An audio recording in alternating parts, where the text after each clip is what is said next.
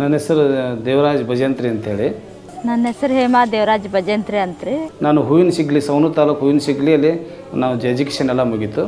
ನಾನು ಎಜುಕೇಷನ್ ಮುಗಿಸ್ಕೊಂಡು ನಾನು ಜಾಬ್ KSRTC ಒಳಗೆ ನಾನು ಜಾಬ್ ಮಾಡೋಕತ್ತು. ಈಗ ಆಲ್ರೆಡಿ 24 ವರ್ಷ ಆಯಿತು.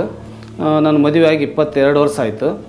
ಮೊದಲೇ ನಾನು ನಾಟಕ, ಆಮೇಲೆ ಒಂದು ಡ್ಯಾನ್ಸ್, ಮಕ್ಕಳಿಗೆ ಡ್ಯಾನ್ಸು, ಆಮೇಲೆ ಒಂದು ಧಾರಾವಾಹಿ ಮಾಡೋದು, ಆಮೇಲೆ ಒಂದು ಕಥೆ ಕವನ ಬರೆಯೋದು, ಆಮೇಲೆ ಮರಗಾಲ ಕುದುರೆ ಕುಣಿತ ಅವನ್ನೆಲ್ಲ ಮಾಡ್ತಾ ಇರೋದು, ಅವನ್ನೆಲ್ಲ ಹವ್ಯಾಸ ಬೆಳೆಸ್ಕೊಂಡು ಮಾಡೋದ್ರಲ್ಲೇ ನನಗೆ ಖುಷಿ ಇತ್ತು. ನಾನು ಕಲಾವಿದರಾಗಿದ್ದರಿಂದ ನನಗೆ ಸುಮಾರು ಒಂದು ಸನ್ಮಾನ ಮತ್ತು ಎಷ್ಟೋ ಒಂದು ಒಂದು ಮೆಡ್ಲುಗಳು ಮತ್ತು ಎಷ್ಟೋ ನನಗೆ ಪ್ರಶಸ್ತಿಗಳು ಲಭಿಸಿದ್ವು. ಮತ್ತು ನನಗೆ ಒಂದು ಮಹಾನಗರ ಪಾಲಿಕೆಯವರು ನನಗೆ ರಾಜ್ಯೋತ್ಸವ ಪ್ರಶಸ್ತಿ ಸಹ ಕೊಟ್ಟರು. ಮತ್ತು ಎಲ್ಲ ಒಂದು ಧಾರವಾಡ ಒಂದು ನಮ್ಮ ಧಾರವಾಡ ಜಿಲ್ಲಾ ಒಂದು ಪ್ರಶಸ್ತಿ ಸಹ ನನಗೆ ಸಿಕ್ತು, ಕಲಾವಿದ ಪ್ರಶಸ್ತಿ. ಆಮೇಲೆ ಎಷ್ಟೋ ಒಂದು ಪ್ರಶಸ್ತಿಗಳು ಲಭಿಸಿದ್ವು, ನನಗೆ ಖುಷಿ ಅಂತ ಇತ್ತು. ಅದಕ್ಕೋಸ್ಕರ ಮತ್ತು ಕೆಲವೊಂದು ಫಿಲ್ಮ್ನಲ್ಲಿ ಸಹ ನಾವೊಂದು ಸೈಡ್ ಪಾತ್ರ ಮಾಡೀನಿ. ಪ್ರತಿ ಒಂದು ಕಾರ್ಯಕ್ರಮದಲ್ಲಿ ಭಾಗವಹಿಸೋದು, ನವಂಬರ್ದಲ್ಲಿ ಭಾಗವಹಿಸೋದು, ಇವನ್ನೆಲ್ಲ ಮಾಡ್ತಾ ಇರುವಾಗ ನನಗೆ ಭಾಳ ಖುಷಿ ಅನ್ನಿಸ್ತು. ಯಾಕಂದರೆ ನಾನು ನವಂಬರ್ 1 ರಾಜ್ಯೋತ್ಸವ ದಿವಸ ನಾನು ಹುಟ್ಟಿದ್ರಿಂದ ನನಗೆ ಒಂದು ಕಲೆ ಅನ್ನೋದು ನನಗೆ ಮೊದಲಾಗಿಂದ ನಮ್ಮ ಒಂದು ಕುಟುಂಬದಿಂದ ಬಂದಂದ್ರಿಂದ ನಾವು ಒಂದು ಕಲೆ ಒಳಗೆ ನಾನು ಭಾಳ ಖುಷಿ ಪಡ್ತಾ ನಾನು ಬರ್ತಾ ಇರುವಾಗ ನಾನು ದಿನನಿತ್ಯ ಮತ್ತು ಡ್ಯೂಟಿಗೆ ಹೋಗ್ತಾ ಇದ್ದೆ. ಡ್ಯೂಟಿಗೆ ಹೋಗುವಾಗ ನನ್ನಲ್ಲೆಲ್ಲ ಒಂದು ಕೆಲಸದಲ್ಲಿ ಒತ್ತಡದಲ್ಲಿ ಮತ್ತು ಒಂದು ಟೆನ್ಷನ್ ಒಳಗೆ, ಕೆಲಸದ ಒತ್ತಡದ ಟೆನ್ಷನ್ ಒಳಗೆ ನಾನು ಹೆಚ್ಚಿಗೆ ಡ್ರಿಂಕ್ಸ್ ಮಾಡೋಕೆ ನನ್ನ ಗೆಳೆಯರಿಂದ ನಾನು ಒಬ್ರಿಗೊಬ್ಬರು ಇದರಿಂದ ಒಂದು ಮೊದಲು ಬೀರ್ ಕುಡಿತಾ ಇದ್ದೆ.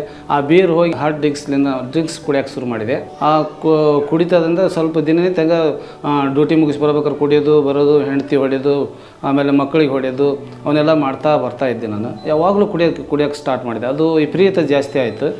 ಮತ್ತು ನಮಗೆಲ್ಲ ನಮ್ಮ ಮಕ್ಕಳನ್ನ ಹೊಡಿತಿದ್ರು, ನಮ್ಮನ್ನು ಹೊಡಿತಿದ್ರು, ಸಮಾಧಾನನೇ ಇರ್ತಿರ್ಲಿಲ್ಲ. ದೇವ್ರ ವಿಗ್ರಹ ಆರಾಧನೆ ಭಾಳ ಮಾಡ್ತಿದ್ವಿ ನಾವು. ನನ್ನ ಹೆಂಡತಿ ಮಕ್ಕಳನ್ನ ಕಟ್ಕೊಂಡು ಹೋಗೋದು, ಆ ಗುಡ್ಡಕ್ಕೆ ಹೋಗೋದು, ಈ ಗುಡ್ಡಕ್ಕೆ ಹೋಗೋದು, ಆ ದೇವಸ್ಥಾನಕ್ಕೆ ಹೋಗೋದು. ಯಾಕಂದ್ರೆ ನನಗೆ ಫ್ರೀ ಪಾಸ್ ಕೊಡ್ತಾರೆ ನಮ್ಮ KSRTC ಒಳಗೆ. ಆ ಪಾಸ್ ತೆಗೆದುಕೊಂಡು ನನ್ನ ಮಕ್ಕಳನ್ನೆಲ್ಲ ಕರ್ಕೊಂಡು ನಾನು ಮುದ್ದಾಮ್ ದೇವಸ್ಥಾನಕ್ಕೆ ಹೋಗ್ತಿದ್ದೆ. ಎಲ್ಲ ದೇವಸ್ಥಾನಕ್ಕೆ ನನ್ನ ತಾಯಿನೆಲ್ಲ ಕರ್ಕೊಂಡು ಹೋಗ್ತಾ ಇದ್ದೆ.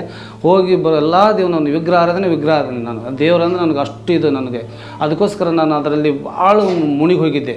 ಆ ದೇವರಿಂದ ನಾನು ನೆಮ್ಮದಿನೇ ಇರಲಿಲ್ಲ. ನಾನು ಹೋಗಬೇಕಂತ ಮಕ್ಕಳು ಕಟ್ಟಿಕೊಂಡು ವರ್ಷಕ್ಕೊಂದ್ಸರಿ ಹೋಗೋದು, ನೋಡೋದು, ಬರ್ತಾ ಇದ್ವಿ. ಅದೇ ವೇಳೆಯಲ್ಲಿ ನಮ್ಮ ಮಗಳಿಗೆ, ಸಣ್ಣ ಮಗಳಿಗೆ ಪೀಡ್ಸ್ ಬಂತು. ಆವಾಗ ನನ್ನ ಮಗಳಿಗೆ ಕರ್ಕೊಂಡು ಎಲ್ಲ ದವಾಖಾನೆಗೆ ಅಡ್ಡಾಡಿದ್ವಿ, ಎಲ್ಲ ಕಡೆ ಔಷಧ ಕೊಡಿಸಿದ್ವಿ.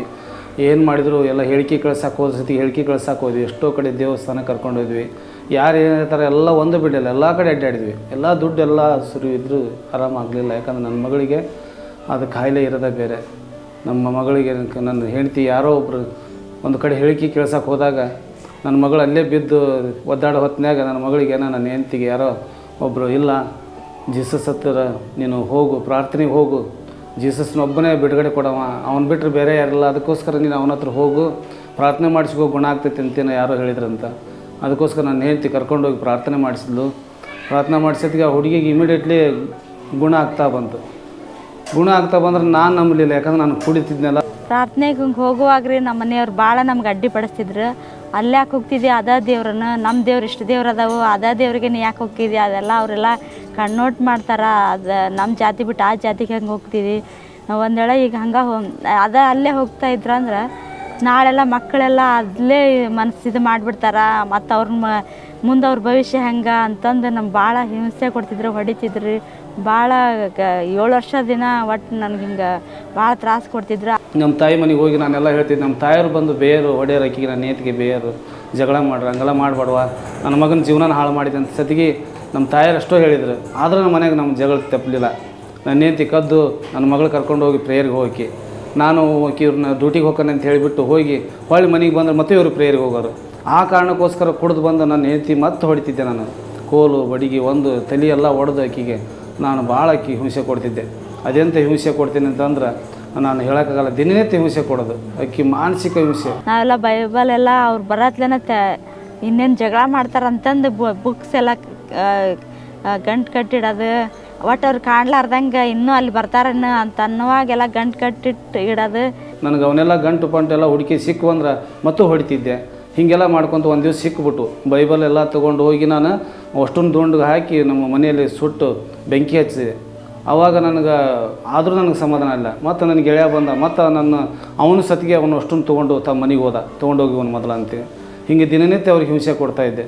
ಮತ್ತು ಒಂದು ದಿವಸ ನನ್ನ ಹೆಂಡ್ತಿಗೆ ಇಲ್ಲ ಹಿಂಗಾದ್ರೆ ಸರಿಯಾಗಂಗಿಲ್ಲ, ನೀನು ಇಲ್ಲಿ ಇರೋಕ್ಕೆ ಯೋಗ್ಯಳಲ್ಲ, ನೀನು ಹೋಗಿಬಿಡು ಚರ್ಚ್ಗೆ, ನೀನು ಚರ್ಚ್ನಾಗ ಇದ್ಬಿಡು ಅಂತೇಳಿ ತೊಗೊಂಡು ಹುಬ್ಬಳ್ಳಿ ಒಳಗೆ ಅಲ್ಲಿ ಒಂದು ಬಸ್ ಸ್ಟ್ಯಾಂಡ್ ಕಡೆ ಕೇಶಾಪುರದಾಗ ಇರ್ತಕ್ಕಂಥ ಒಂದು ಚರ್ಚಿಗೆ ಹೋಗಿ ಮಗಳು ನನ್ನ ಹೆಂಡ್ತಿನ ಬಿಟ್ಟು ಬರೋಕೆ ರಾತ್ರಿನ ಗಾಡಿ ಮೇಲೆ ಕುಂದಿಸ್ಕೊಂಡು ಬಿಟ್ಟು ಬರೋಕೆ ಹೋದೆ. ನನ್ನ ಮಗಳು ನನ್ನ ಹೆಂಡ್ತಿನ ಅವಳು ಇಟ್ಕೊಳ್ಳಿಲ್ಲ, ಯಾಕಂದ್ರೆ ಹುಚ್ಚದಿನಪ್ಪ ಕರ್ಕೊಂಡು ಹೋಗಿ ಬೆಳಿಗ್ಗೆ ಬಾ ಅಂದ್ರೆ, ಯಾಕಂದ್ರೆ ನಾನು ಕುಡಿದಿದ್ನಲ್ಲ ಅದಕ್ಕೋಸ್ಕರ. ಹೊಳ್ಳಿ ಮತ್ತು ನನ್ನ ಗಾಡಿ ಹತ್ತಿಸಿ ಅವ್ರು ಕಳಿಸಿದ್ರು. ನಾವು ಆರಾಧಿಸುವುದಾದ್ರೆ ಯೇಸು ಸ್ವಾಮಿ ಒಬ್ಬನ, ಮತ್ತು ನಾನು ಇವನ್ನೆಲ್ಲ ಪೂಜಿಸಂಗಿಲ್ಲ ಅಂತಂದು ಮನ್ಯಾಗ ನನಗೆ ಒಟ್ಟು ಮನ್ಯಾಗ ಈ ರೀತಿ ಹೋರಾಟ ಕ್ರಿಶ್ಚಿಯನ್ ಜನರನ್ನು ನನಗೆ ಆಗ್ತಿರಲಿಲ್ಲ. ಅವ್ರಿಗೇನಾರ ನಾನು ಒಂದು ಇದು ಮಾಡಬೇಕಂತ ಹೊಡೆದೆ, ಪಾಸ್ಟರ್ನ ಹೊಡೆದೆ. ಎಷ್ಟೋ ಮಂದಿಗೆ ಕಡಿಮೆ ಅಂದ್ರೆ ಒಂದು 50-60 ಮಂದಿ ಪಾಸ್ಟರ್ ನನ್ನ ಸಲುವಾಗಿ ಪ್ರಾರ್ಥನೆ ಮಾಡಿದ್ರಂತ ನಾನು ನೇತಿ ಈಗ ಹೇಳ್ತಾಳೆ. ಆದರೆ ನನಗೆ ಅವಾಗ ನನಗೆ ಗೊತ್ತಿರಲಿಲ್ಲ, ಹೊಡೆದು ಎಲ್ಲರನ್ನೂ ಓಡಿಸಿದ್ದೆ. ಯಾವಾಗ ನಾನು ಜೀಸಸ್ ಕಂಡ್ಕೊಂಡೆಲ್ಲ ನನಗೆ ಸಮಾಧಾನ ಬಂತು. ಕುಡಿತದಿಂದ ನನಗೆ ಶುಗರ್ ಕಾಯಿಲೆ ಜಾಸ್ತಿ ಆಗಿ ಹಾರ್ಟ್ ಪ್ರಾಬ್ಲಮ್ ಆಗಿ ನೆಲಕ್ಕೆ ಕುಸಿದು ಬಿದ್ದಿದ್ದು ನನಗೆ ಅಷ್ಟೇ ಗೊತ್ತು. ಮುಂದೆ ಏನಾಯ್ತು ನನಗೆ ಗೊತ್ತಿಲ್ಲ. ನನ್ನ ಹೆಂಡ್ರು ಮಕ್ಕಳು ಅಳುತ್ತರು, ಇದು ಮಾಡಿದ್ರು, ಕರೆದ್ರು. ನನಗೆ ಹೇಳ್ತಾ ನಾನು ನೇತೀನಿ, ಇಲ್ಲ ನಿಮ್ಗೇನಾಗಲ್ಲ, ನಾನು ಜೀಸಸ್ ಬದುಕಿಸ್ತಾನೆ ಅಂತಂದ್ರೆ. ಆದ್ರೆ ನನಗೆ ಕರುಣೆ ಇರಲಿಲ್ಲ. ನೀನು ಜೀಸಸ್ ಬದುಕಿಸ್ಗೆ ಏನು ನನ್ನೇನು ಬದುಕಿಸ್ತಾನೆ, ನನಗೆ ಬದುಕಿಸ್ತಂಗಲ್ಲ, ನನ್ನ ದೇವರ ಬದುಕಿಸ್ತಾವಂತೆ ನನ್ನ ಹೆಂಡತಿಗೆ ದುಡಿದೆ. ಅವಳು ಹೋಗಿ ಗಾಡಿಗೆ ಬಿದ್ದಲಾಕಿಗೆ ಗುಮ್ಮಟಿದ್ದು ರಕ್ತ ಬಂತ. ಅಂಥ ಕರುಣೆ ಇಲ್ಲ, ಒಂದು ಕಟಕ ಇದ್ದೆ ನಾನು. ಅಂಥ ಕಟಕನ್ನು ಆ ದೇವ್ರು ನನಗೆ ಹೃದಯಕ್ಕೆ ಹೊಡೆದ. ಯಾಕಂದರೆ ತನ್ನ ಮಗಳಿಗೆ ನಾನು ಹೊಡೆದ್ನಲ್ಲ, ಅದಕ್ಕೋಸ್ಕರ ಇವನ್ನ ಇಡಬಾರ್ದಂತೆ ದೇವರು ನನ್ನ ಹೃದಯಕ್ಕೆ ಹೊಡೆದಾಗ, ನನ್ನ ಹೃದಯ ಗಾತಾಗಿ ನೆಲಕ್ಕೆ ಬಿದ್ದಾಗ ನನಗೆ ಪ್ರಾರ್ಥನೆ ಮಾಡಿದರು. ಎಲ್ಲರೂ ಬಂದು ಪ್ರಾರ್ಥನೆ ಮಾಡಿ ನನಗೆ ಬದುಕಿಸಿದರು. ಮತ್ತು ನನಗೆ ಸೈತಾನ ಒಕ್ಕರಿಸ್ಕೊಂಡು ನನ್ನ ಗೆಳೆಯರು ಮತ್ತೆ ಕರ್ಕೊಂಡು ಹೋಗಿ ಮತ್ತು ನನಗೆ ಯಾಕೆ ಹೋಗ್ಬಿಟ್ಟು ಒಮ್ಮೆದ ಮಕ್ಕಳು ಬಿಟ್ಟು ನೀನು ಸಾಧು ಆಗಿಬಿಟ್ಟಿನ ಅಂತೇಳಿ ನನಗೆ ಇದು ಮಾಡಿ ಮತ್ತು ನನಗೆ ಕರ್ಕೊಂಡೋಗಿ ಕುಡಿಯೋಕೆ ಹಚ್ಚೋರು. ಆದರೆ ನನಗೆ ನನ್ನ ಹೆಂಡತಿ ಪ್ರಾರ್ಥನೆಯಿಂದ ಆಗೈತೆ ಅಂತ ನನಗೆ ಗೊತ್ತಿದ್ದರೂ ಸಹ ಮತ್ತು ಗೊತ್ತಿದ್ದು ಮತ್ತು ನಾನು ಕುಡಿಯೋಕೆ ಇದು ಮಾಡತ್ತೆ. ಮತ್ತು ನನಗೆ ಶುಗರ್ ಸ್ಟಾರ್ಟ್ ಆಯ್ತು. ಹೋಗಿ ನಾವು ದವಾಖಾನೆಗೆಲ್ಲ ತೋರಿಸಿದ್ವಿ. ದವಾಖಾನೆ ಒಳಗೆ ಇಲ್ಲ, ನಿನಗೆ ಸಣ್ಣ ವಯಸ್ಸಿನಾಗೆ ಶುಗರ್ ಬರಬಾರ್ದಿತ್ತು, ಶುಗರ್ ನಿನಗೆ ಬಂದೈತಿ, ನೀವು ಗುಳಿಗೆ ತೊಗೋಬೇಕು ಅಂತ ಹೇಳಿದಾಗ ನನಗೆ ಗುಳಿಗೆ ಬರ್ಕೊಟ್ರು.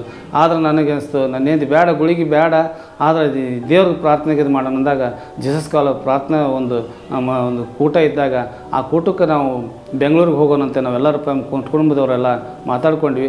ಆಮೇಲೆ ನಾನು, ನಮ್ಮ ತಂಗಿ, ನಮ್ಮ ತಾಯಿ, ಒಟ್ಟು ನಮ್ಮ ಕುಟುಂಬದವ್ರು ಎಲ್ಲರೂ ನಾವು ಬೆಂಗಳೂರಿಗೆ ಹೋದ್ವಿ. ಬೆಂಗಳೂರಿಗೆ ಹೋದಾಗ ನನ್ನ ಗಂಡ ಸಂಪೂರ್ಣವಾಗಿ ಗುಣ ಆಗಬೇಕು ಅಂಥೇಳಿ ನನ್ನ ಹೆಂಡತಿ ಪ್ರಾರ್ಥನೆಗೆ ಕರ್ಕೊಂಡು ಹೋದ್ಲು.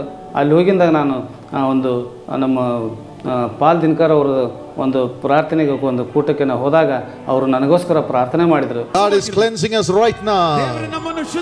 God is cleansing us right now. The blood of Jesus Christ is cleansing us, transforming us into the image of Jesus.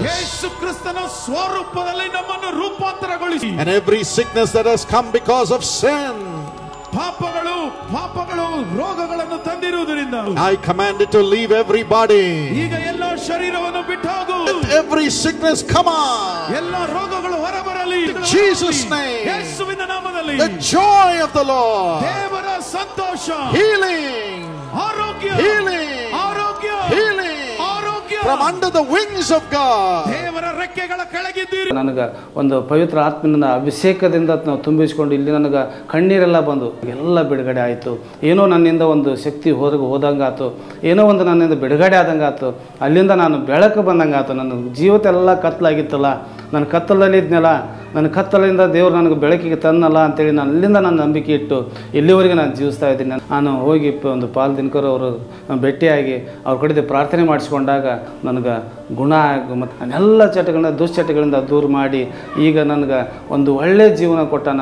ನನಗೆ ಈಗ ಪವಿತ್ರವಾಗಿ ನಾನು ಜೀವಿಸಬೇಕು. ನಾನು ಬಿಟ್ಟರೆ ನನಗೆ ಜೀವನವಿಲ್ಲ, ಅವನು ಬಿಟ್ಟರೆ ನನಗೆ ಯಾರೂ ಇಲ್ಲ, ಅವನೇ ನನಗೆ ಆತ್ಕೊಂಡಿರಬೇಕು ನನಗೆ ಅನ್ನಿಸ್ತಾ. ಅಂಥ ಒಂದು ಪವಿತ್ರ ಆತ್ಮನ ಅಭಿಷೇಕ ಅಲ್ಲಿ ನಮ್ಗೆ ಆಯಿತು. ಅವರು ಪೂರ್ತಿಗೆ ದೇವ್ರ ಕಡೆ ಬಂದ ಮೇಲೆ ನಾವೀಗ ಭಾಳ ಸಂತೋಷದಿಂದ ನಮಗಿಂತ ಹೆಚ್ಚಾಗಿ ದೇವ್ರನ್ನ ಅವ್ರು ಆರಾಧಿಸ್ತಾರೆ ಮತ್ತು ಹೆಚ್ಚಾಗಿ ಅವ್ರ ಸೇವೆಗೆ ಹೆಚ್ಚಿನ ಒತ್ತಡ ಅವ್ರು ಕೊಡ್ತಾರೆ.